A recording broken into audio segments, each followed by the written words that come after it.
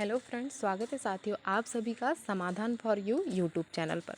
तो फ्रेंड्स, यहाँ पर हम एसएससी और रेलवे से संबंधित जो भी एग्ज़ाम हमारी होती है तो उसके लिए साइंस का सेशन हम करने वाले हैं। तो सभी साथी सेशन को लाइक शेयर ज़रूर कर दीजिएगा और जिन साथियों ने अभी तक समाधान फॉर यू यूट्यूब चैनल को सब्सक्राइब नहीं किया है वे जल्दी से जल्द अपने हमारे चैनल को सब्सक्राइब कर लीजिएगा।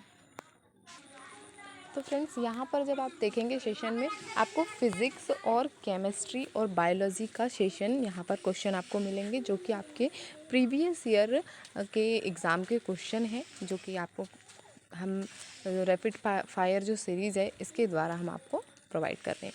तो फ्रेंड्स, चलिए स्टार्ट करते हैं आज के इस महत्वपूर्ण सेशन को, जो कि आपकी परीक्षा को बेहतर बनाएगा और आपके सिलेक्शन को पक्का करेगा। तो फ्रेंड्स, साइंस के लिए आपको बिल्कुल भी परेशान नहीं होना है। आप जो है प्रीवियस ईयर क्वेश्चन, मैंने पहले भी कहा है कि जिस किसी साथी ने कोई भी एग्ज़ाम दिया हो तो उसको सबसे पहले अपना सिलेबस और प्रीवियस ईयर क्वेश्चन पेपर को सॉल्व करना ही चाहिए, मॉक टेस्ट लगाने चाहिए, तब जा कर के हमारा सिलेक्शन जो है होता है, एग्ज़ाम हमारा क्लियर हो पाता है। तो चलिए देखिए, पहला क्वेश्चन है फ्रेंड्स कि पारिस्थितिकी तंत्र से संबंधित निम्नलिखित में से कौन सा या कौन से कथन सही है। तो हम जो भोजन खाते हैं वह हमारे शरीर में विभिन्न एंजाइमों द्वारा पचाया जाता है। एंजाइम अपनी क्रिया में विशिष्ट होते हैं।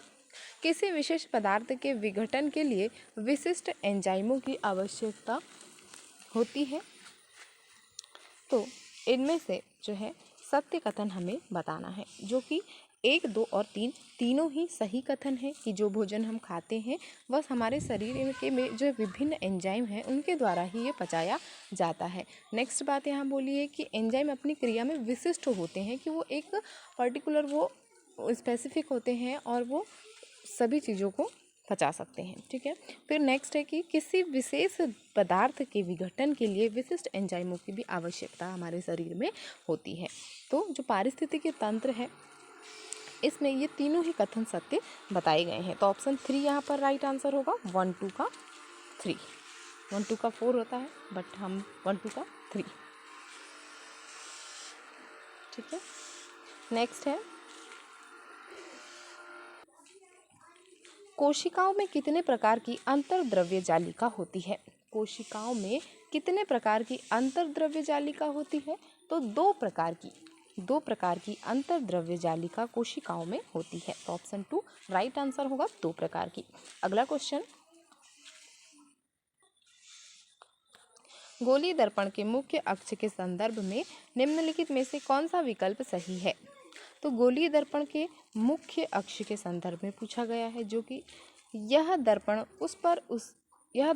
पर उसके ध्रुव पर अभिलंब होता है। जो गोलीय दर्पण है कि मुख्य अक्ष के संदर्भ में अगर कहें तो इस दर्पण के जो ध्रुव है उस पर अभिलंब होता है। तो ऑप्शन फर्स्ट इस क्वेश्चन का राइट आंसर होगा। अगला क्वेश्चन, निम्नलिखित में से क्या एक छड़ाकार संरचना है जो केंद्रक में तभी पाई जाती है जब कोशिका विभाजित होने वाली होती है। तो ऑप्शन बी राइट आंसर होगा, गुणसूत्र। नेक्स्ट, कोलाइडल कण है को अलग करने के लिए कौन सी तकनीक उपयोगी है। तो कोलाइडल कणों को अलग करने के लिए अपकेंद्रीकरण तकनीक का यूज हम करते हैं। तो ऑप्शन 4 राइट आंसर होगा। अगला क्वेश्चन, दो वस्तुओं के बीच गुरुत्वाकर्षण बल होता है। तो दो वस्तुओं के बीच क्या होता है गुरुत्वाकर्षण बल। वस्तुओं के द्रव्यमानों और उनके बीच की दूरी पर निर्भर करता है। जब दो वस्तुएं आपस में मिल रही हैं तो उनमें जो गुरुत्वाकर्षण बल है वह वस्तुओं के द्रव्यमान और उनके बीच की दूरी पर निर्भर करता है। तो ऑप्शन 3 इस क्वेश्चन का राइट आंसर होगा। नेक्स्ट क्वेश्चन, अगला क्वेश्चन है थॉमसन के परमाणु मॉडल के बारे में निम्नलिखित में से कौन सा कथन गलत है। तो थॉमसन ने जब परमाणु मॉडल दिया तो इसमें ऋणात्मक और धनात्मक आवेश परिमाण में समान नहीं होते, इसीलिए परमाणु वैद्युतीय रूप से उदासीन नहीं होते हैं। तो यहाँ पर जो दिया गया है ऑप्शन 3, इसमें क्या बोला कि ऋणात्मक और धनात्मक आवेश परिणाम में जो परिमाण आता है परमाणु मॉडल का, इसमें ये समान नहीं होते हैं और इसी कारण परमाणु वैद्युत जो है रूप से उदासीन नहीं होते हैं। तो ऑप्शन 3 हमारा इस क्वेश्चन का बिल्कुल राइट आंसर होगा फ्रेंड्स। ठीक है, अगला क्वेश्चन है, जब 1 वाट शक्ति का उपयोग 1 घंटे तक किया जाता है तो कितनी ऊर्जा का उपभोग होता है। यहाँ पर पूछा कि 1 वाट शक्ति का उपयोग कितने घंटों के लिए किया जा रहा है, सिर्फ 1 घंटे के लिए करेंगे तो 1 वाट घंटा जो ऊर्जा है वो उपभोग होती है। ऑप्शन 4 इस क्वेश्चन का बिल्कुल राइट आंसर होगा। अगला क्वेश्चन देखेंगे, निम्नलिखित में से कौन सा कारक वाष्पीकरण की दर को घटाता है।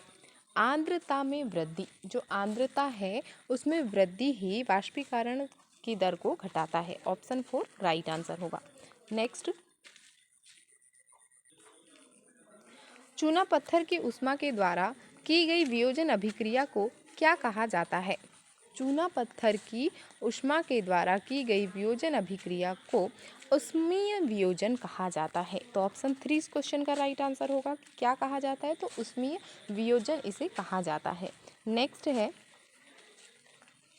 निम्नलिखित कोशिकीय अंगकों में से कौन सा या कौन से विशेष रूप से पादप कोशिकाओं में पाया जाता है या पाए जाते हैं। सूत्रकणिका, लवक, गाल्जी उपकरण, रसधानी, कोशिका भित्ति, लयनकाय। तो यहाँ पर कोशिकी अंगों में जो पादप कोशिका में पाए जाने वाले अंग हैं उनके बारे में पूछा है, जो कि बी, सी और ई होंगे। तो देखेंगे बी, सी और ई में कौन से अंग दिए गए हैं। दिया गया है लवक, दूसरा दिया गया है सी नहीं है, बी, डी और ई है तो बी, उसके बाद है रसधानी और कोशिका भित्ति। तो यह पादप कोशिकाओं के अंग हो गए लवक, रसधानी, कोशिका भित्ति। ऑप्शन 2 इस क्वेश्चन का बिल्कुल राइट आंसर होगा कि बी, डी और ई। देखेंगे अगला क्वेश्चन, गैर जैव निम्नीकरणीय पदार्थों के बारे में निम्नलिखित में से कौन सा या कौन से सही हैं। ये पदार्थ जैविक प्रक्रियाओं के माध्यम से विघटित नहीं होते हैं। ये पदार्थ पर्यावरण में अल्प अवधि के लिए बने रहते हैं। ये पदार्थ पारितंत्र के विभिन्न सदस्यों को हानि पहुंचा सकते हैं। तो सही कथन पूछा गया है गैर जैव निम्नीकरणीय पदार्थों के बारे में, तो जो कि ए और सी दोनों होंगे। ये पदार्थ जो है जैविक प्रक्रियाओं के माध्यम से विघटित नहीं होते हैं, और सी है कि ये पदार्थ पारितंत्र के विभिन्न सदस्यों को हानि पहुंचा सकते हैं। तो ऑप्शन 3 इस क्वेश्चन का राइट आंसर होगा, ए, सी। ठीक है, अगला क्वेश्चन, निम्नलिखित विकल्पों में से कौन सा कठोर जल में साबुन का उपयोग करने की सामान्य दोष है। तो कठोर जल में साबुन का उपयोग करने के सामान्य दोष क्या होंगे कि कैल्शियम और मैग्नीशियम आयनों के साथ अभिक्रिया के कारण साबुन के मैल का निर्माण होता है। तो ऑप्शन 2 इस क्वेश्चन का बिल्कुल राइट आंसर होगा। अगला क्वेश्चन, जब m द्रव्यमान की कोई वस्तु h ऊंचाई से मुक्त रूप से धरती पर गिरती है तो वस्तु की गतिज ऊर्जा किस बिंदु पर अधिकतम होती है। क्वेश्चन को फिर से ध्यान से पढ़ेंगे कि जब m द्रव्यमान की कोई वस्तु h ऊंचाई से मुक्त रूप से धरती पर गिरती है तो उसकी वस्तु की गतिज ऊर्जा उस बिंदु पर अधिकतम होती है। तो जब यह धरती से टकराने वाली होती है तब यह जो गतिज ऊर्जा है अधिकतम होगी। तो ऑप्शन 3 राइट आंसर होगा। देखेंगे अगला क्वेश्चन, किन प्रजातियों की दीर्घकालिक उत्तरजीविता में महत्वपूर्ण भूमिका निभाता है। तो जो इनमें से कौन है जो कि प्रजातियों के दीर्घकालिक उत्तरजीविता में महत्वपूर्ण भूमिका निभा रहा है, तो भिन्नता ऑप्शन ए जो वह फर्स्ट है राइट आंसर होगा, वेरिएशन। नेक्स्ट, वायुमंडलीय दाब पर वह तापमान जिस पर द्रव्य उबलने लगता है उसे द्रव का कहते हैं। वायुमंडलीय दाब पर वह तापमान जिस पर द्रव्य उबलने लगता है तो वह क्वथनांक कहलाता है। द्रव के क्वथनांक के कारण ही द्रव उबलने लगता है। तो ऑप्शन 4 यहाँ पर राइट आंसर होगा, क्वथनांक। नेक्स्ट है, निम्नलिखित में से कौन सा कथन सही नहीं है?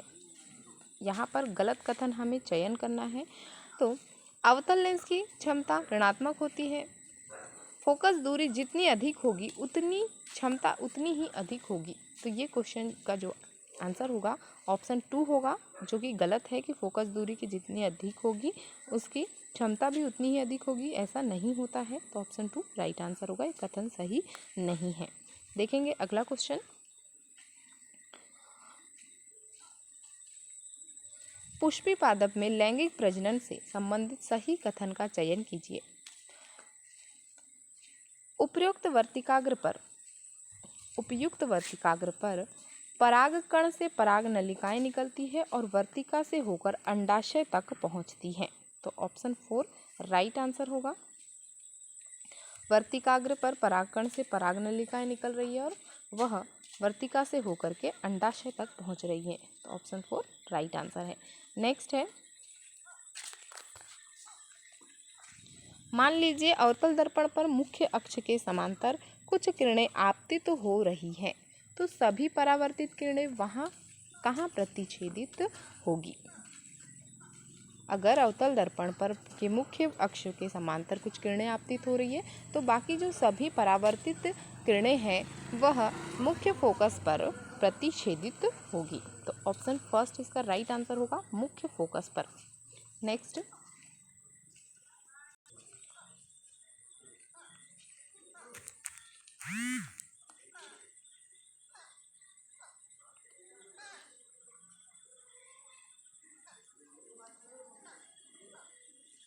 शरीर के उस भाग की पहचान की